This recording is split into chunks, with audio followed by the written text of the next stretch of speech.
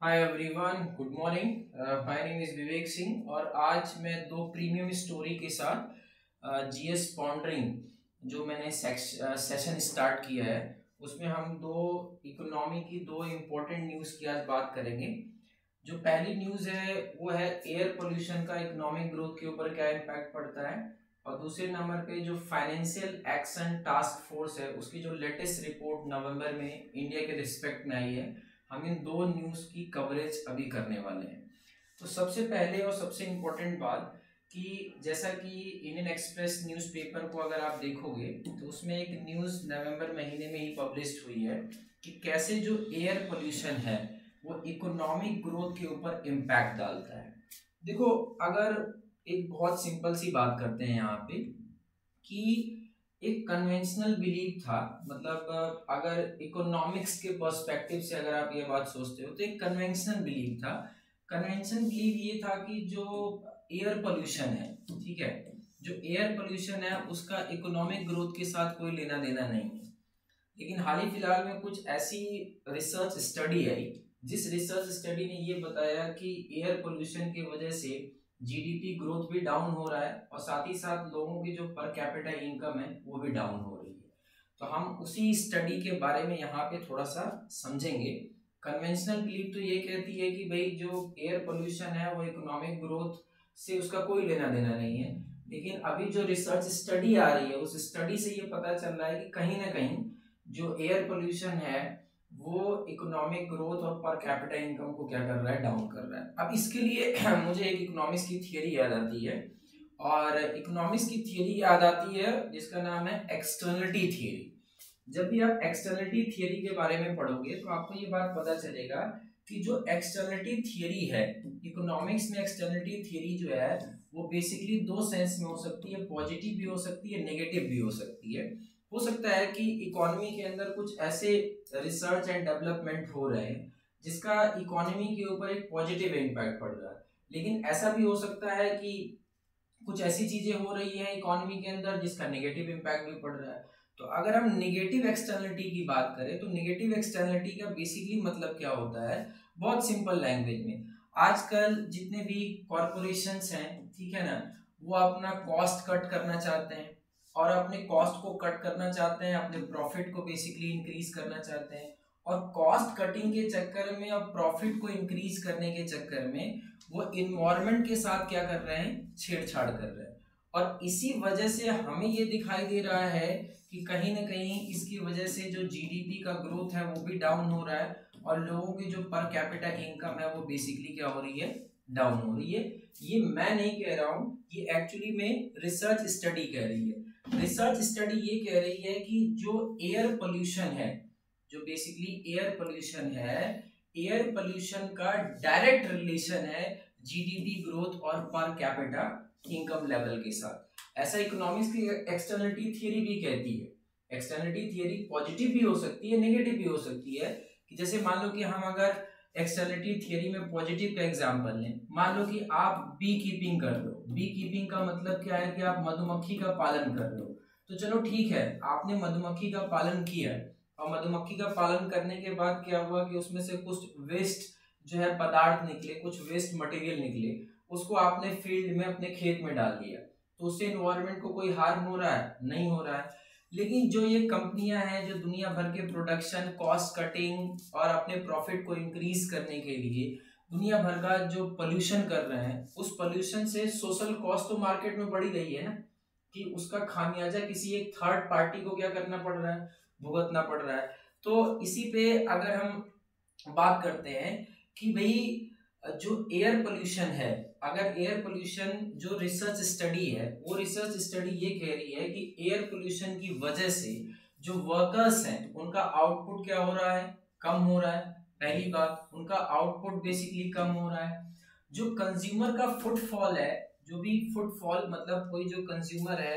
अगर कोई सर्विस लेने के लिए कहीं पे जा रहा है, किसी मार्केट में जा रहा है, वो फुटफॉल भी बेसिकली डाउन होता जा रहा है। जो एसेट की प्रोडक्टिविटी है वो भी हैम्पर हो जा रही है। सरकार को इसके लिए क्या करना पड़ रहा है कि हेल्थ एक्सपेंसेस और वेलफेयर एलोकेशन को बढ़ाना पड़ रहा है, उसका बेसिकली कहीं ना कहीं नेगेटिव इम्पैक्ट जो है वो बजट के ऊपर पड़ने वाला है। और ये जो सारी चीजें एयर पोल्यूशन की वजह से हो रही हैं वो एक एज ग्रुप में है, उस एज ग्रुप का नाम है प्रोडक्टिव एज ग्रुप। और आप ये सोचो कि अगर किसी भी इकोनॉमी में प्रोडक्टिव एज ग्रुप के साथ ये सारी चीजें होंगी,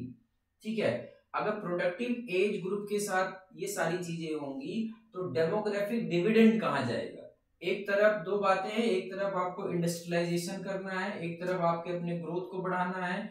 ठीक है, आप लोगों की पर कैपिटा इनकम को बढ़ाना है, और दूसरी तरफ आप इन्वायरमेंट है। तो दो बातें यहाँ पे क्लियरली है। अब यहाँ पे अगर हम ध्यान से देखें कि रिजर्व बैंक ऑफ इंडिया क्या कहता है, रिजर्व बैंक ऑफ इंडिया जो अपनी उसने 2022 और 2023 की currency and finance report present की है, उसमें ये कह रहा है कि 2030 तक इंडिया की जो जीडीपी है 4.5% एक रिस्क में होगी। और ये रिस्क में इसलिए वजह से होगी क्योंकि जो लेबर है वो अपने आवर को कट कर रहा है, और इसके पीछे जो सबसे बड़ा रीजन है वो है क्लाइमेट चेंज। उसमें सबसे बड़ी चीज है हीट और ह्यूमिडिटी। आप खुद देख लो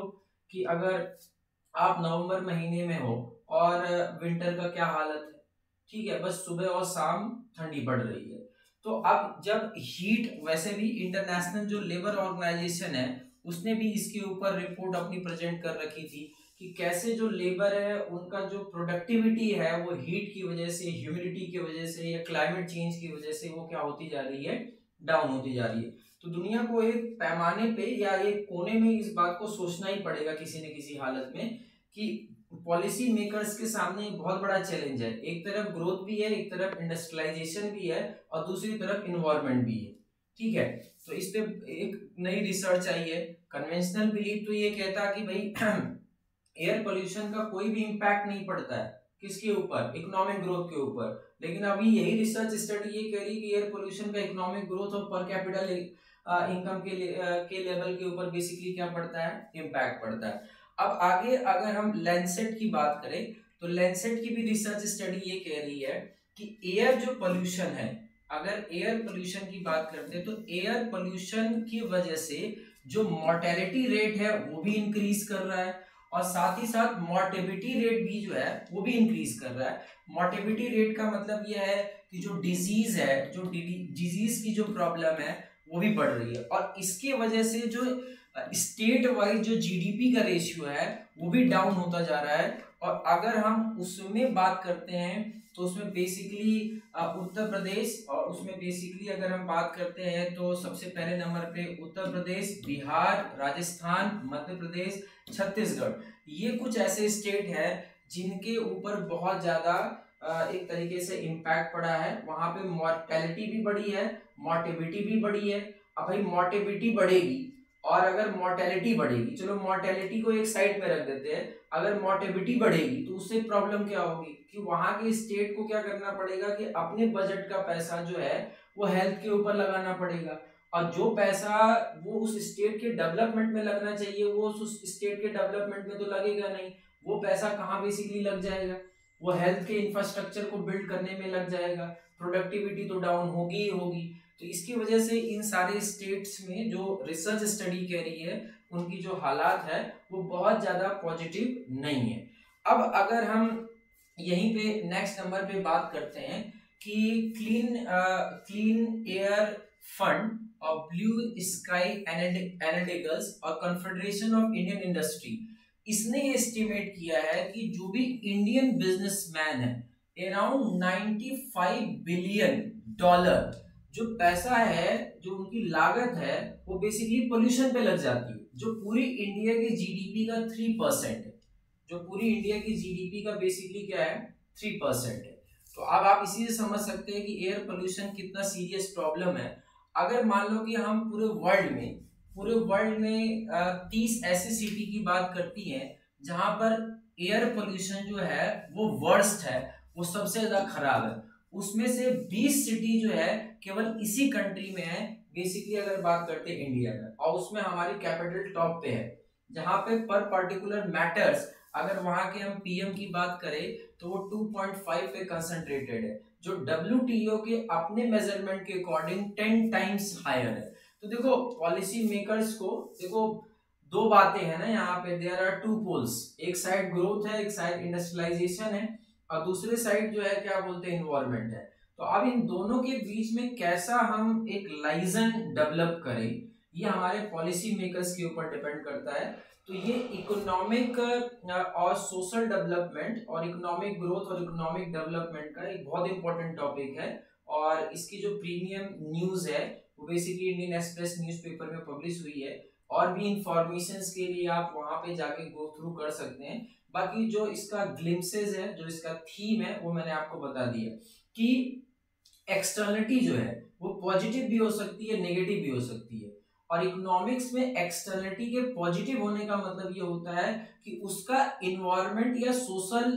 सोशल या सोसाइटी के ऊपर कोई नेगेटिव इम्पैक्ट नहीं पड़ता है। जैसे कि मैंने एक एग्जांपल लिया कि अगर आप बी कीपिंग कर रहे हो, तो बी कीपिंग के साथ अगर आप कोई भी वेस्ट मटेरियल है उसको अपने आप फील्ड में डाल रहे हो, तो उससे इन्वायरमेंट को कोई नुकसान नहीं हो रहा। लेकिन जो कंपनियां कॉस्ट कटिंग कर रही हैं या अपने प्रॉफिट को इंक्रीज करने के लिए जो इन्वायरमेंट के साथ छेड़छाड़ कर रही हैं, तो उसका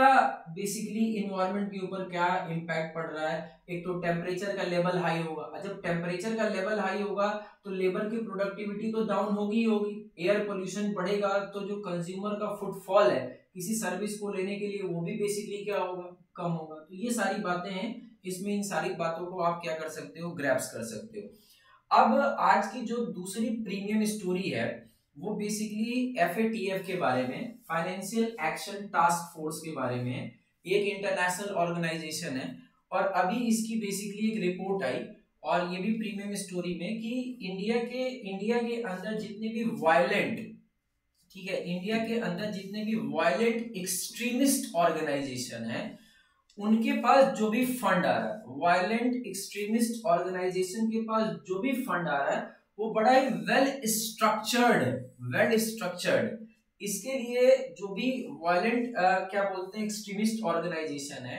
वो अपने पास जो भी फंड की रेजिंग कर रहे हैं, तो वो ऑफलाइन भी कर रहे हैं और साथ ही साथ ऑनलाइन भी कर रहे हैं। ऐसा नहीं कि केवल और केवल ऑनलाइन कर रहे हैं, ऑफलाइन और ऑनलाइन दोनों मोड के थ्रू वो अपने पास क्या बोलते हैं फंड को कलेक्ट कर रहे हैं, ठीक है। और जिसमें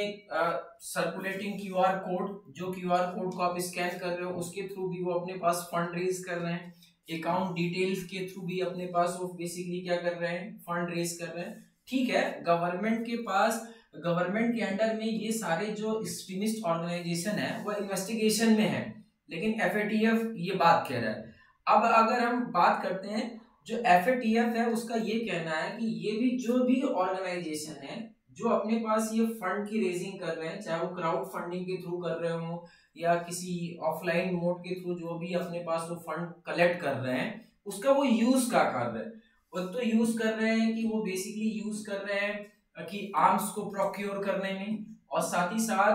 जो बंदे उस जगह पे या उस एक्सट्रीमिस्ट ऑर्गेनाइजेशन में काम कर रहे हैं उनकी ट्रेनिंग पे ये बेसिकली पैसा क्या किया जा रहा है, खर्च किया जा रहा है, ऐसा FATF का कहना है। FATF ने किसी भी ऐसे एक्सट्रीमिस्ट ऑर्गेनाइजेशन का नाम अपने रिपोर्ट में नहीं लिया है। हाँ, उसने अपने रिपोर्ट में एक जगह पे पॉइंट किया है popular front of India. Popular front of India को उसने बेसिकली अपने रिपोर्ट में क्या किया है, उसने थोड़ा सा पॉइंट किया है, या उसके ऊपर उसने एक तरीके से नोटिस दिखाई है। तो थोड़ा सा पॉपुलर फ्रंट ऑफ इंडिया के बारे में जान लेते हैं। पॉपुलर फ्रंट ऑफ इंडिया जो है, एक्चुअली में ये जो ऑर्गेनाइजेशन है 2007 में क्रिएट होता है, और इसमें ये बेसिकली ऑर्गेनाइजेशन सदर्न पार्ट का है, सदर्न पार्ट ऑफ इंडिया का ये ऑर्गेनाइजेशन है, जो 3 ऑर्गेनाइजेशन को मिल के आपस में बना है। जिसमें पहला ऑर्गेनाइजेशन जो है वो है the national democratic front, Kerala के ऑर्गेनाइजेशन है, कर्नाटका फोरम फॉर डिग्निटी, और मिथाई नीति परासाई, ये बेसिकली ऑर्गेनाइजेशन है तमिलनाडु का। मतलब ये तीनों ऑर्गेनाइजेशन जो सदर्न पार्ट के थे, इनको आपस में मर्ज करके PFI को बेसिकली क्या किया गया था, बनाया गया था। तो जो फाइनेंशियल एक्शन टास्क फोर्स है उसने क्या किया है कि अपने इस रिपोर्ट में इस ऑर्गेनाइजेशन के ऊपर एक नोटिस दी है, एक उसके ऊपर थोड़ा सा अपना ध्यान केंद्रित किया, उसको थोड़ा सा सेंट्रलाइज किया, किसी ऑर्गेनाइजेशन का नाम नहीं लिया। लेकिन एफएटीएफ का ये कहना है कि जितने भी वायलेंट एक्सट्रीमिस्ट ऑर्गेनाइजेशन है उनके पास जो भी फंड की कलेक्टिंग हो रही है, उनके पास जो भी फंड कलेक्ट हो रहा है वो भाई ऑफलाइन ऑनलाइन दोनों मोड में हो रहा है और बहुत ही वेल स्ट्रक्चर्ड है और उसको खोजना भी बड़ा मुश्किल है। हाँ वो ठीक है, गवर्नमेंट के इन्वेस्टिगेशन के अंडर में है वो एक बात अलग है, लेकिन उसको खोजना भी, उसके ऊपर इन्वेस्टिगेशन करना भी बड़ा हेरकुलियन टास्क है। ये ऐसा एफएटीएफ कह रही है। तो थोड़ा सा हम इसके बारे में जान लेते हैं कि एफएटीएफ क्या है। कि एफएटीएफ अगर हम बात करते हैं तो एफएटीएफ एक ऑर्गेनाइजेशन है जिसका एस्टैब्लिशमेंट 1989 में हुआ था, ठीक है। और ये एक तरीके का वॉचडॉग इंस्टीट्यूशन है जो मनी लॉन्ड्रिंग, जिसको आप अपनी भाषा में ब्लैक मनी कहते हैं, ठीक है, ब्लैक मनी और टेरर फाइनेंसिंग, इन दोनों को कॉम्बैक्ट, इन दोनों को कर्व करने के लिए बेसिकली इंटरनेशनल लेवल पे काम करता है और बहुत ही फेमस ऑर्गेनाइजेशन है एफएटीएफ। एफएटीएफ क्या करता है, इसकी दो बहुत पॉपुलर चीजें हैं। एक तो है ग्रे लिस्ट, सबसे पहले नंबर पे अगर हम बात करते हैं तो वो है ग्रे लिस्ट, ठीक है। ग्रे लिस्ट का मतलब ये होता है कि कोई भी ऐसी कंट्री अगर वो ग्रे लिस्ट में एफएटीएफ के आ जाती है तो इसका मतलब ये है कि वो एक ऐसी कंट्री है, is a very safe haven, बहुत ज्यादा सेफ हेवन है कि आप वहां पे क्या कर सकते हो कि आप ब्लैक मनी को जनरेट कर सकते हो और टेरर जैसी एक्टिविटी को के लिए फाइनेंस भी जनरेट कर सकते हो, वहां पैसा भी आप अच्छे तरीके से डंप कर सकते हो। तो कोई भी कंट्री अगर एफएटीएफ की ग्रे लिस्ट में आती है तो थोड़ा सा दुनिया उसको लेके थोड़ा सावधान हो जाती है, थोड़ा उसका अटेंशन बढ़ जाता है कि नहीं, अगर मान लो मैंने कहा कि Pakistan is in grey list of FATF तो इसका मतलब ये हुआ कि वो बड़ा सेफ हेवन है कि टेरर फंडिंग के लिए और साथ ही साथ दूसरे नंबर पे अगर हम बात करें तो मनी लॉन्ड्रिंग के लिए। दूसरे नंबर पे क्या है कि अगर हम ब्लैक लिस्ट की बात करते हैं तो ब्लैक लिस्ट का मतलब ये होता है कि कोई भी ऐसी कंट्री जो नॉन कोऑपरेटिव है, मतलब इंफॉर्मेशन के सेंस में, कि मान लो कि अगर भाई इंडिया और यूनाइटेड स्टेट्स ऑफ अमेरिका के बीच में एक डील साइन होती है कि भाई आपके कंट्री में अगर कोई भी हमारे कंट्री का, मान लो कि यहाँ पे हमने एग्जांपल लिया इंडिया का, कि इंडिया का कोई भी ऐसा बंदा है जो टेरर फंडिंग का काम जो है यूएस में कर रहा है, तो यूएस उस इंफॉर्मेशन को इंडिया को सर्कुलेट कर दे रहा है। और मान लो यूएस का कोई बंदा है वो टेरर फंडिंग का काम इंडिया में कर रहा है, तो इंडिया इस इंफॉर्मेशन को यूएस को सर्कुलेट कर रहा है। तो इससे क्या होगा कि भाई यूएस वाले को इंडिया के अंदर भी उन बंदों को पकड़ने में आसानी होगी और इंडिया वालों को यूएस में भी उस बंदे को पकड़ने में आसानी होगी। तो जब भी कोई भी कंट्री ब्लैक लिस्ट में आती है एफएटीएफ के अंदर तो इसका मतलब ये होता है कि वो देश नॉन कोऑपरेटिव है इंफॉर्मेशन शेयरिंग में, कि वो इंफॉर्मेशन शेयर नहीं करना चाहता है कि नहीं हमारे पास कौन मनी लॉन्ड्रिंग का पैसा दबा रहा है, कौन टेरर फंडिंग का काम कर रहा है। तो इस तरीके की जो न्यूज है, ये दो प्रीमियम स्टोरी है 4 नवंबर 2023 की इंडियन एक्सप्रेस की, तो आप इसको ग्रैब्स कर सकते हो। हाँ, बहुत डेटा के पीछे आपको नहीं भागना है, लेकिन आपको एक जानकारी रखनी है कि एफएटीएफ का क्या मतलब है, एफएटीएफ के क्या प्रोविजन है, एफएटीएफ कौन कौन सी रिपोर्ट प्रेजेंट करता है, कब बना था, साथ ही साथ हेडक्वार्टर इसका बेसिकली कहाँ पर है। उसी तरीके से आप थोड़ा ऐसे के हिसाब से ये चीज देख सकते हैं कि भाई अभी तक तो कन्वेंशनल बिलीव ये था कि भाई जो एयर पोल्यूशन है उसका इकोनॉमिक ग्रोथ के साथ कोई लेना देना नहीं है, लेकिन अभी वर्ल्ड बैंक से लेके लैंडसेट से लेके रिजर्व बैंक ऑफ इंडिया ये कुछ ऐसी स्टडी मार्केट में सर्कुलेट कर रहा है जो ये कह रहा है कि जो एयर पोल्यूशन